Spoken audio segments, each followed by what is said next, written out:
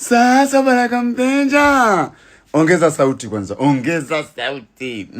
Hivi kamati ya masaa 72 ile adhabu iliyoipa mnyama ni kwamba ni typing error au ni kweli kamati ilikaa na kutaka kufanya maamuzi ya masaa 72? Kwa sababu kuna vitu vinachanganya. Baka alicheza faulo game ya Namungo. Faulo kabisa, dhahiri faulo. Ina maana kamati ya masaa 72 ile faulo hamkuiona. Nyinyi faulo za vile hamuonaje. Simba kwenye dressing room kwenye mechi ya dabi, Matobo mchele.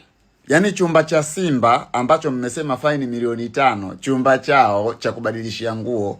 Yaani kile chumba kina Matobo utafikiri tenga. Hamjaona. Yaani ninyi hivyo vitu hamjaona, na huyo mtu mpaka leo hamjamjua. Yaani ndani ya masaa 72 huyo mtu hamjamjua na hamjamuona. Naona kazi hiyo.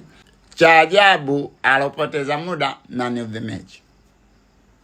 Kwa hiyo mnadhihirisha kwamba kweli nyinyi ukichukulia ile man of the match na hizi adhabu ambazo mmezipa Simba za almost milioni 20 ni kwamba nyinyi ni damdam. Yaani mmepitisha kupoteza muda Luxa unakuwa man of the match. Yaani sasa hivi Simba na sisi twende kwenye dressing room wenzetu tutoboe, no problem. Tucheze faulo, no problem. Lakini naona faulo zikichezwa Simba kadi nyekundu, kadi ya njano. Ila akicheza utopax Neema Maula. Wana almost pointi 5 utopolo mpaka sasa hivi ambazo wamepewa tu.